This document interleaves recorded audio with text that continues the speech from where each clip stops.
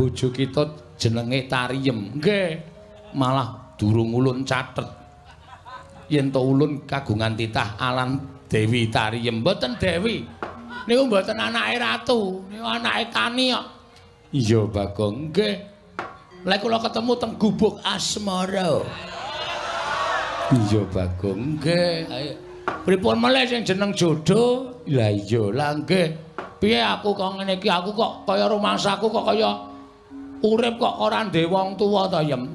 Ha nggih sampean pripun carane Pak goleki bapak? Bapak sampean iku sapa? Bapak kuwi jarene ya Semar kuwi. Bojo kula wae ora yakin kok.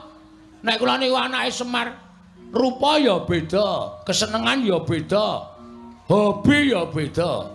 Semar niku hobine wedangan. Kali pacitan, kula hobine nyopet. Lah beda to? Pun beda. Dadi mesti enten darah sing mengalir teng kula nek pancen kula niku anake Semar. Ha terus kula rembugan kali bojo kula ngene wae, Yem. Nek aku ora iso nyembah wong tuaku, aku ki isin, aku ki wirang. Mula tak nek aku goleki bapak piye? Ha monggo Kamas. Kamas pangeran ajeng kersa tindak. Pangeran sapa? Pangeran anu bojo kula nek ngundang kula pangeran. Oh. Mboten napa-napa kan wis aku gelem ngepek kowe Yem nek kowe nek nyeluk aku pangeran ngoten nek omah. Sepriki niki nek ajeng tindak goleki bapak nggih monggo. Ning kowe tak tinggal suwe lho Yem mboten masalah ngoten.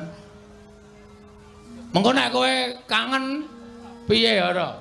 Bojo kula niku wis Semar ra nggih tesih kathah tangga teparo tok Mas.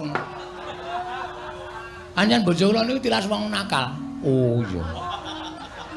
Ning kula slametke saking lubang napa jenenge kenakalan, kula entaske. Dasane iki dadi wong apik ya mung iso gala-gala iku mat. Iya iya. Ora apa-apa. Anak kula sing cilik dhewe niku ora mboten padha kali kula to? Iya iya. Sik Basir, iya iya. Niku raine mboten padha kali kula, nek mboten apa-apa tak openi jeneng kula niku seneng anu kok nglumpukke pahala. Iya iya, Bagong.